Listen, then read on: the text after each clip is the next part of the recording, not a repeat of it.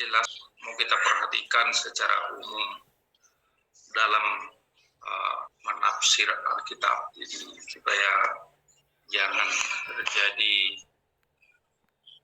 salah paham terhadap teks. Kita bisa memahami teks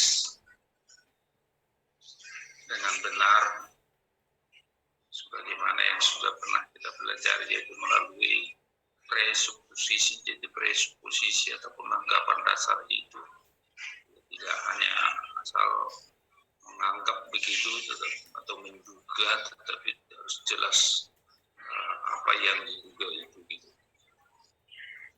Baik, jadi dalam 2 Timotius 3 ayat 16 sampai 17, segala tulisan yang diilhamkan Allah memang bermanfaat untuk mengajar, untuk menyatakan kesalahan, untuk memperbaiki kelakuan, dan untuk mendidik orang dalam kebenaran. Dengan demikian, tiap manusia kepunyaan Allah diperlengkapi untuk setiap perbuatan baik. Kita tahu bahwasannya Timotius ini hadir di Efesus diperhadapkan dengan ajaran-ajaran yang sesat dan juga orang-orang tua, tetapi Paulus menguatkan dan meneguhkan dia di dalam kemudahannya itu, bahwasanya dia harus yakin bahwasanya yang disampaikan itu adalah firman Allah, firman-Nya Allah. Segala tulisan yang diilhamkan Allah. Jadi orang-orang yang menulis Alkitab itu adalah orang-orang yang diilhami ataupun diinspirasi oleh Allah, sehingga tulisannya itu betul-betul bermanfaat, mengajar, menyatakan kesalahan, memperbaiki kelakuan, dan mendidik orang dalam kebenaran. Tentulah bahwasanya firman Tuhan itu sesuai dengan konteksnya, sesuai dengan masanya. Jadi, saudara-saudari, maka penting kita pelajari konteks daripada setiap kitab itu.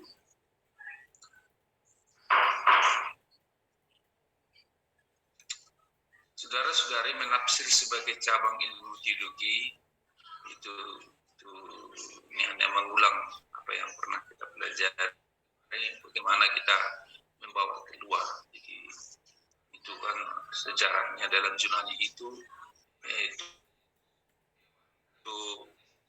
dewa Hermes. Jadi dewa Hermes atau suatu dewa yang tidak kelihatan, lalu itu diterjemahkan begitu.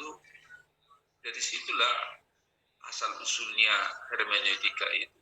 Jadi dia menjelaskan, menafsirkan yang tidak jelas menjadi semakin jelas. Begitulah saudara-saudari hermeneutika. Bagaimana kita menjelaskan, menggali daripada makna teks, dan juga menerapkan dalam kehidupan kita masa kini. Nah, itu penafsir yang baik. Jadi bagaimana yang kita tafsir itu semakin dalam, semakin kita bisa maknai. Jadi jangan ketika kita sudah melakukan hermeneutik semakin tidak jelas begitu.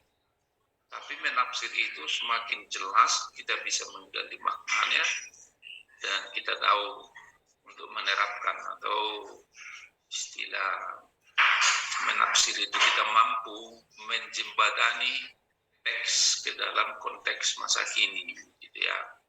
Jadi komunikasi antara teks dan pembacanya harus bisa jelas.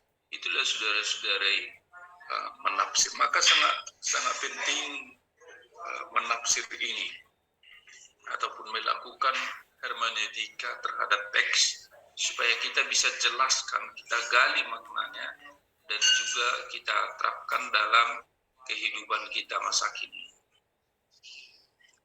Baik, jadi Tuhan berbicara, saudara-saudari, dalam masa Alkitab.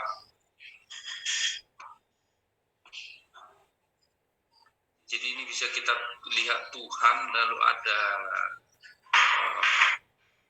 firman-Nya Tuhan, lalu ini kepada umat. Lalu bagaimana ini untuk bisa jelas? Itu saudara-saudara yang sangat penting diperhatikan gitu. Tuhan berbicara melalui teks Alkitab gitu.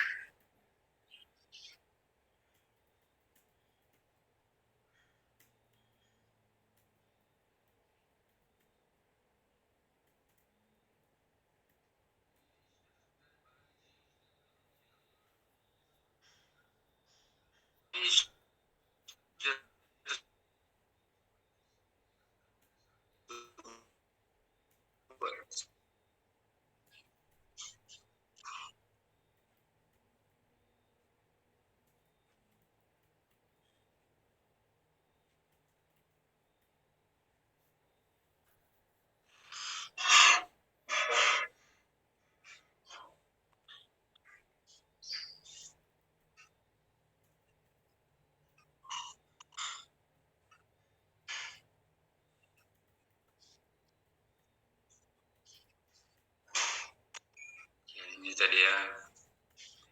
Jadi saudara-saudari sangat penting unsur-unsur teks. Lalu kita memperhatikan apa yang dibahas di dalam teks itu oleh penulis dan juga untuk bisa diterapkan kepada pembaca pada masa dulu.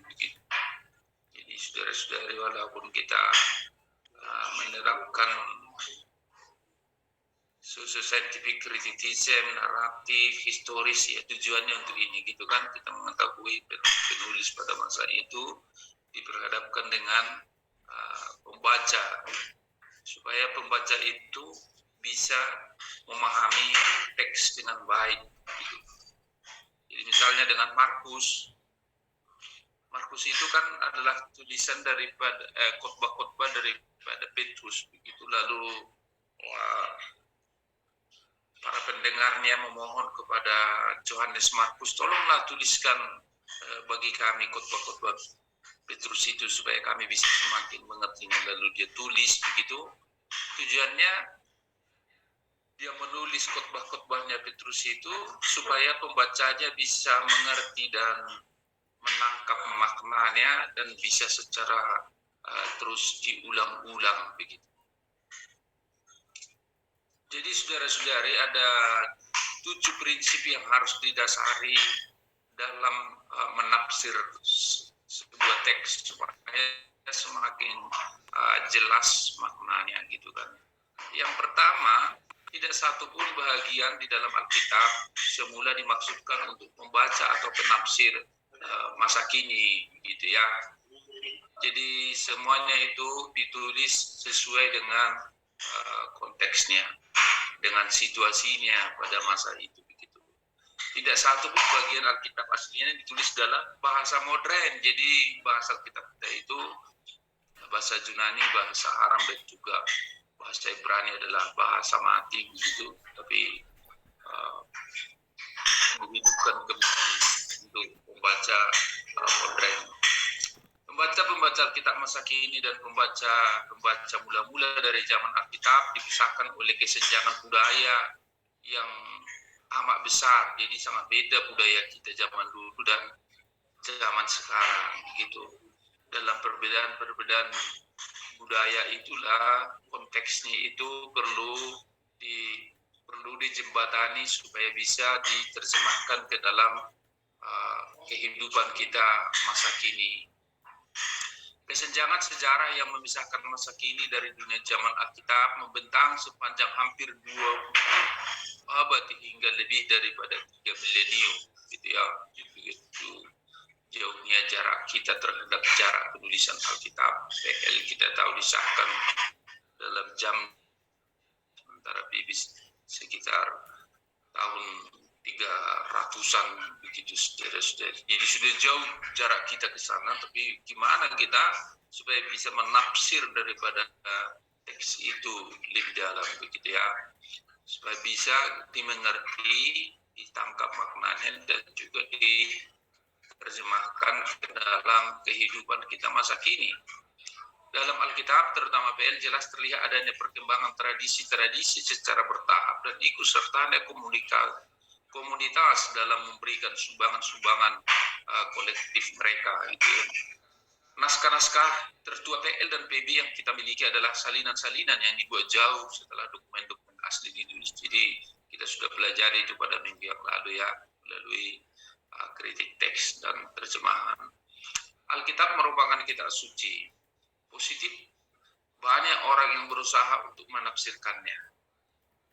Negatifnya, benteng-benteng tradisi dan penafsiran tradisional orang menerima begitu saja dan tidak bersikap kritis. Jadi kita saudara-saudari seperti kita belajar minggu lalu, kritik teks dan terjemahan itu kita perlu untuk bersikap kritis, tapi kritisnya dalam rangka membangun teks semakin positif bisa kita lihat, jadi kita bisa konstruksi kembali begitu. Faktor kesulitan dalam menafsir adalah faktor jarak bahasa. Teks ditulis dalam bahasa yang berbeda dari bahasa pembaca, isi dan bentuk ekspresinya, apakah teks yang tertulis dapat dimengerti secara harafiah atau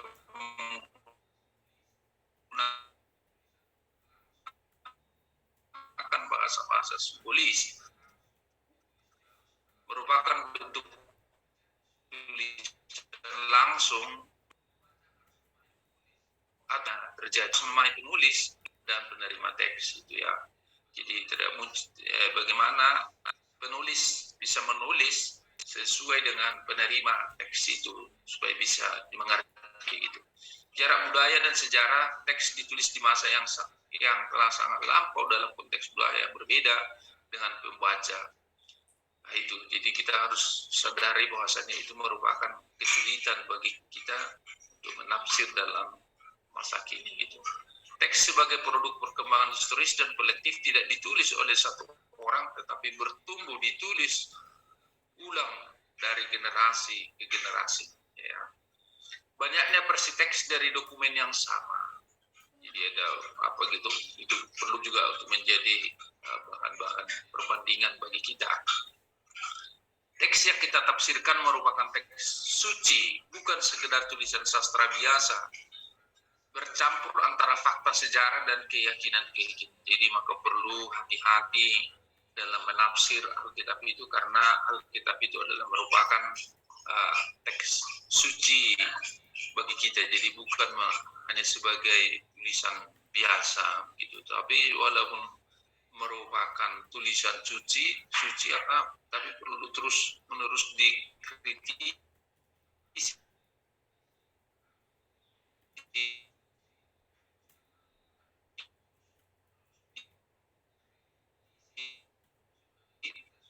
supaya kita semakin lebih dalam begitu. Jadi inilah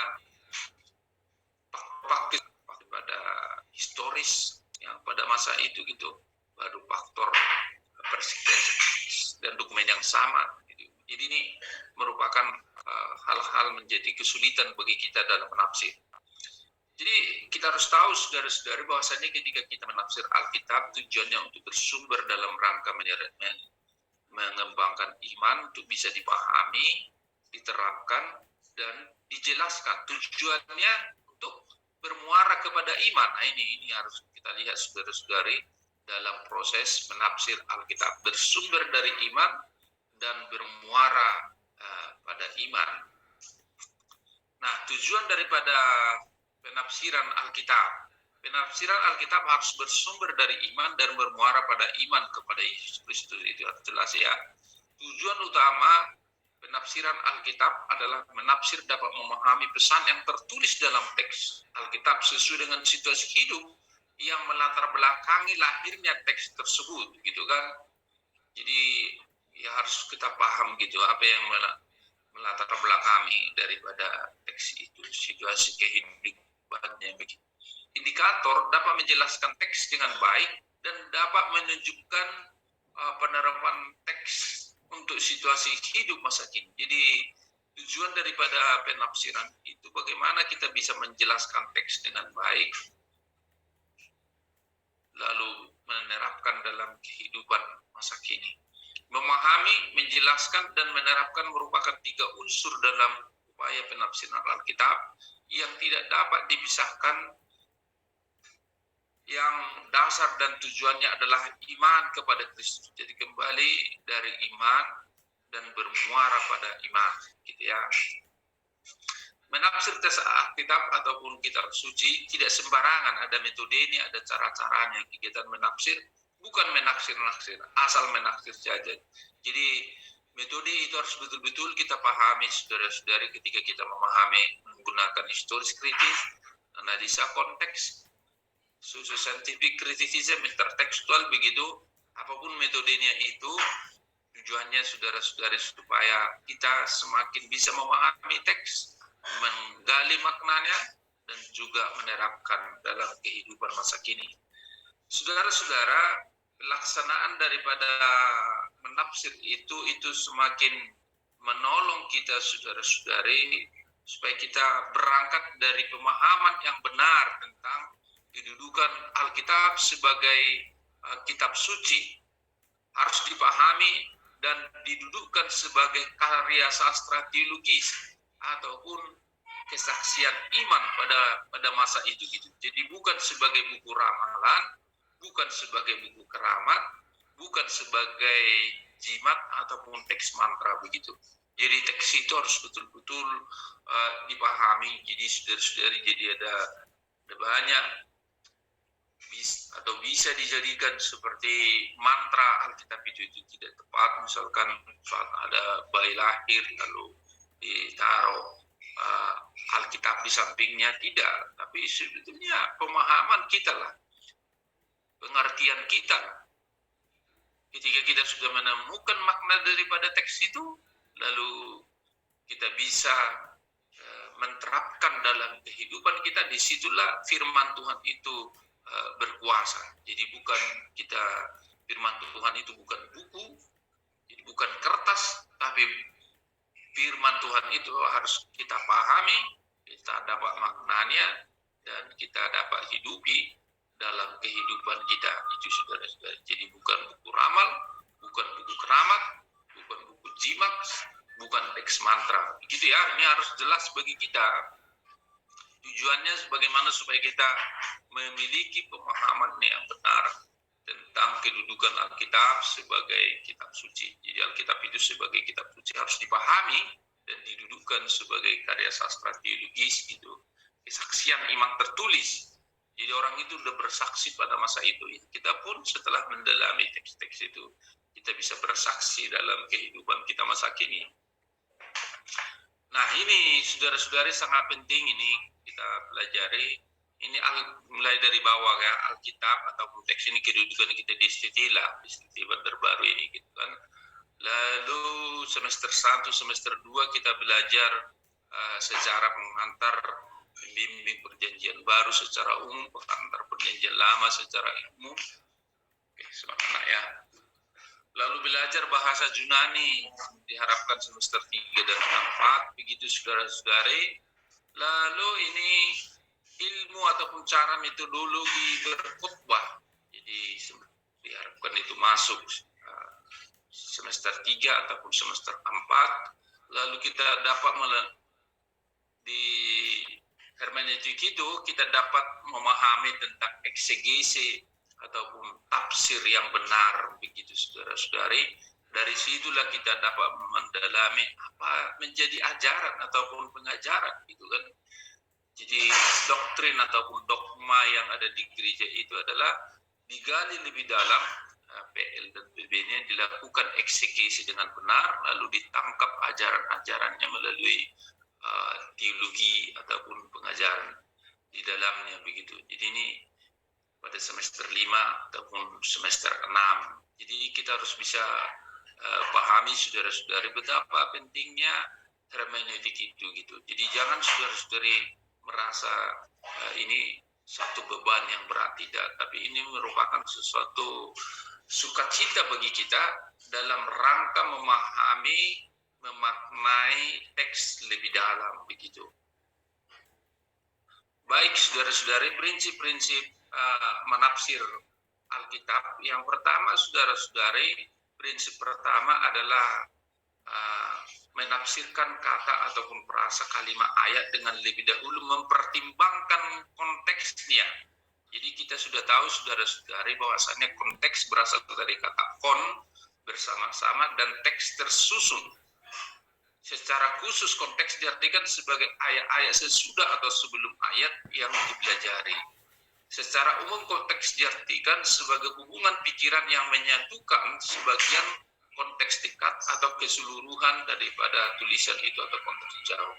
Ini sudah kita pelajari di kelas. Konteks Alkitab diartikan sebagai hubungan yang menentukan satu perikop tertentu atau satu pasal tertentu dalam Alkitab atau bahkan keseluruhan Alkitab gitu ya. Sorry, bukan Alkitabnya tapi Alkitab.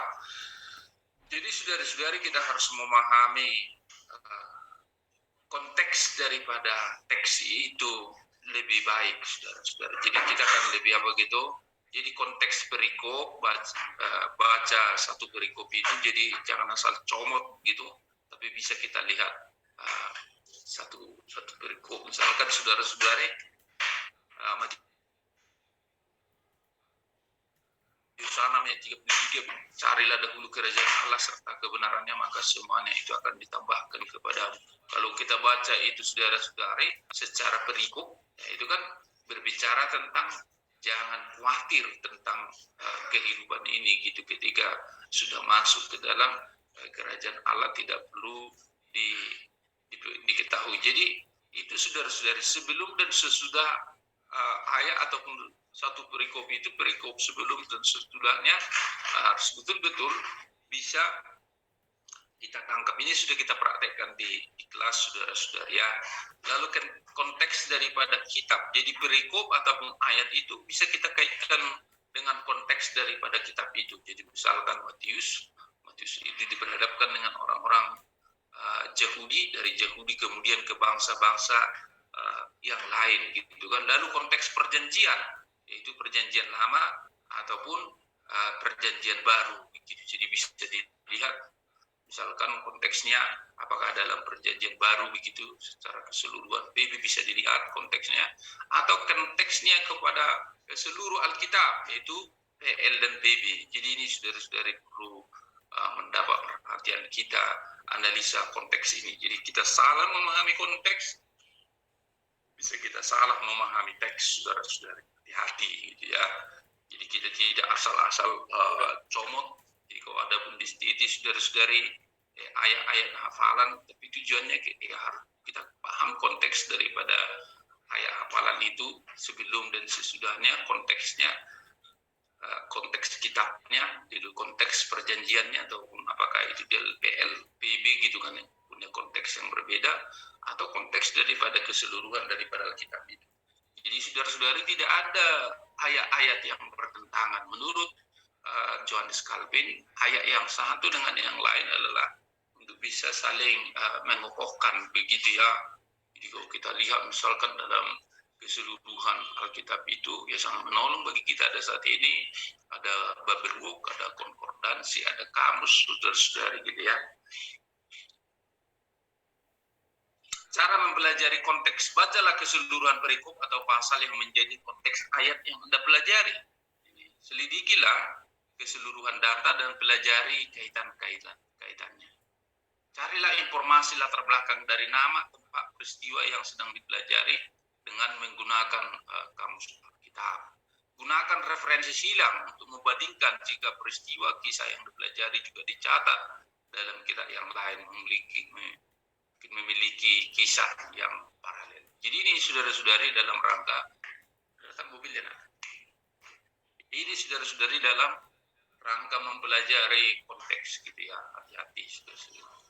Lalu mempelajari arti kata asli. Jadi kenapa kita misalkan dalam semester 1 itu kita belajar bahasa Yunani begitu kan? Bahwasannya di dalam menafsir sesuai dengan arti kata yang tepat sebagaimana yang dimaksudkan oleh penulis aslinya. Jadi ya ada baiknya memang karena kita sudah masuk dalam bahasa Yunani, Ibrani, kita terjemahkan ulang gitu, lalu bisa kita bandingkan dalam beberapa terjemahan begitu, bisa mungkin semakin memperdalam, semakin kita memaknai daripada teks itu saudara-saudari. Misalkan Matius 6 ayat 33 itu Kalau bahasa Batak Toba, saya jumulu ma lulihamu harajau di Batak itu kan. Harajau, ya, terus paham kalau dikaitkan dengan konteksnya itu. Bahasa Indonesia, carilah dahulu kerajaan Allah. Jadi bisa lebih tajam itu bahasa Batak itu. Satu kata bisa mempunyai beberapa arti yang berbeda. Kata-kata yang berbeda bisa mempunyai arti yang sama. Selidiki hanya kata-kata yang penting yang memiliki arti teologis, khususnya yang sering diulang-ulang. Mempelajari kata-kata penting tersebut dalam konteksnya. Gunakan korrespondensi atau referensi silang untuk mencari padanan arti. Arti kata bisa berubah setelah melewati jangka waktu tertentu, begitu kan? Alkitab kadang menggunakan kata-kata ataupun terminologi yang mempunyai arti yang berbeda dengan penggunaan umum. Jadi, saudara-saudari, arti kata asli ini kita kembalikan sangat penting, saudara-saudari, ke dalam bahasa Yunaninya, bahasa Ibraninya gitu. Kita baca lagi. Jadi, jangan terus merasa sulit ketika belajar bahasa Yunani, saudara-saudari, itu sangat penting untuk mengetahui arti daripada kata asli. Dan kita bisa tertolong apabila kita mengetahui perkembangan daripada kata-kata itu, begitu ya. Jadi saya harap ini sudah tahu pentingnya mempelajari bahasa Yunani itu, bahasa Ibrani dalam penafsiran supaya kita jangan salah memahami teks itu tujuannya ya. Lalu memahami tata bahasa. Jadi saudara-saudari, prinsip ketiga adalah harus menafsir sesuai dengan tata bahasa dari kalimat tersebut. Setiap kata dalam kalimat tidak berdiri sendiri. Kata yang disusun bersama-sama memberi kombinasi arti yang membangun alur pikiran. Cara mempelajari tata bahasa. Kalau ada bagian kalimat yang tidak jelas artinya, cari tahu dahulu kata kuncinya dan analisa tata bahasanya, gitu ya. Sangat penting itu. Pelajari hubungannya dengan kata-kata lain dalam kalimat tersebut semakin jelas. Pelajari bentukan-bentukan katanya, khususnya susunan kata kerja, bahasa aslinya ataupun bahasa Ibrani, bahasa Yunani ataupun bahasa Arab, gitu ya. Kalau kemungkinan artinya lebih dari satu, maka cari petunjuk khususnya sesuai dengan konteksnya. Jadi, saudara-saudari, ya sangat penting terus kita pelajari kepada konteksnya itu ya.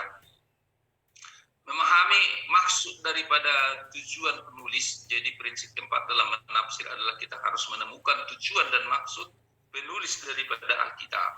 Cara mempelajari maksud dan tujuan penulis, perhatikanlah kalimat-kalimat yang mengandung kata sambung, supaya berarti sudah ada sebelumnya yang mau disampaikan dan ada tujuannya. Sebab itu, begitu ya. Jika tidak disebutkan dengan jelas maksud penulis, pelajarilah garis besar struktur penulisan kitab tersebut. Gitu kan. Jadi kalau tidak dijelaskan di situ maksud dan tujuannya, ya pelajari gitu struktur daripada penulisan kitab itu.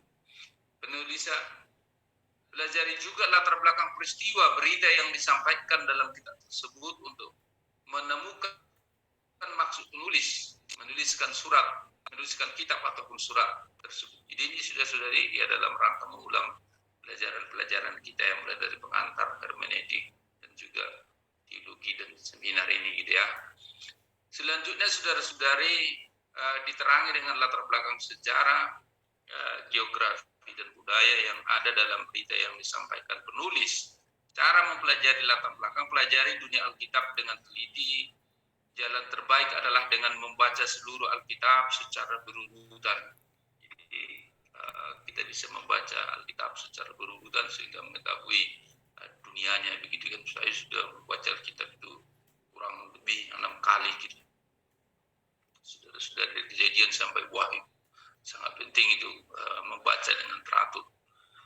Mencatat peristiwa atau kejadian penting yang perlu menjadi pengetahuan tambahan. Gunakan kamus Alkitab, ensiklopedi, dan alat atau buku yang bisa dipakai untuk menambah pengetahuan sejarah dalam Alkitab, gitu ya.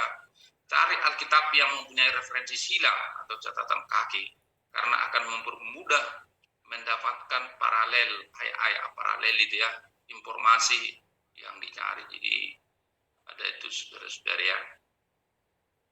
Lalu menafsir ayat dengan ayat Alkitab. Prinsip keenam adalah kita perlu mencari terang pengajaran Alkitab secara utuh. Nah, itu yang saya katakan tadi ya. Jadi jangan mempertentangkan antara ayat dengan ayat, bukan.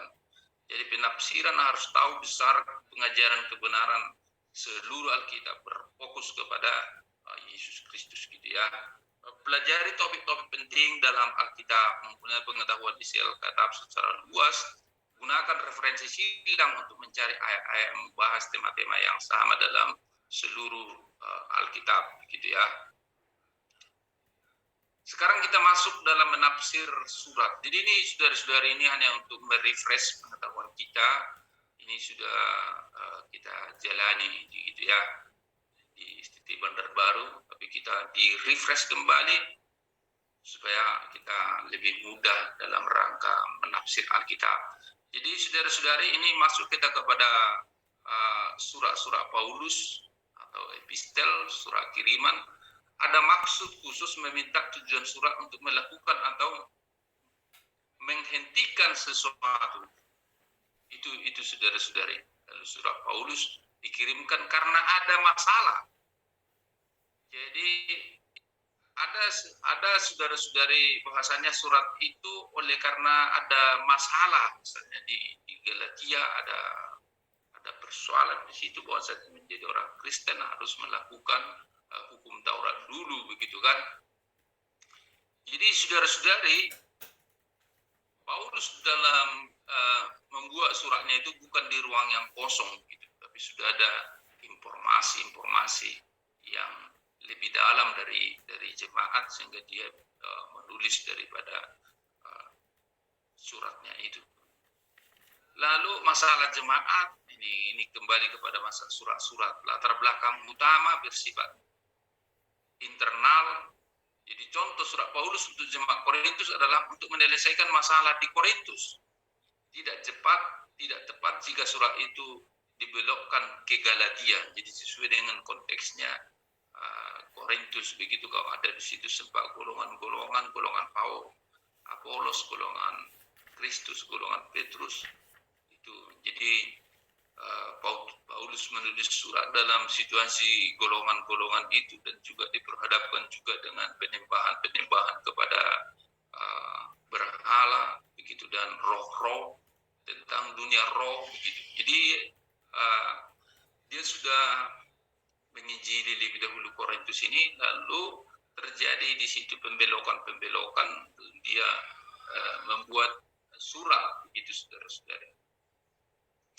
Jadi ini sudah kita pelajari ini dalam hermeneutik dulu, dan juga dalam pengantar, ya tujuannya untuk lebih dalam betapa pentingnya kita menafsir Alkitab itu ya. Lalu surat ini dituliskan karena suatu keadaan yang khusus. Jangan generasi pada keadaan umum. Kembali saudara-saudari, ya ada sesuatu yang khusus di Galatia, khusus yang ada di Korintus, khusus yang ada di Tesalonika, begitu. Surat PB tidak dihadirkan untuk menjawab permasalahan masa kini, gitu ya. Surat PB bukan undang-undang yang dipakai untuk menentukan benar dan salahnya perilaku manusia masa kini.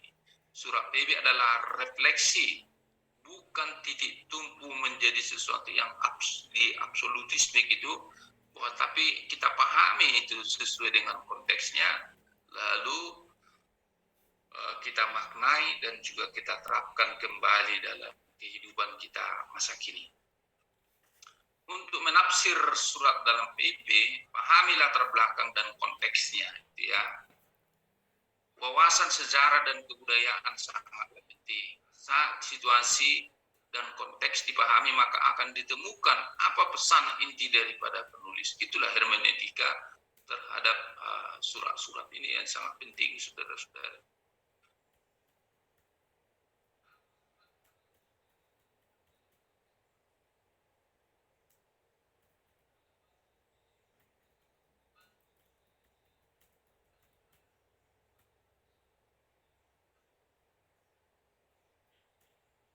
Alat bantu dan kesulitan dalam menafsir.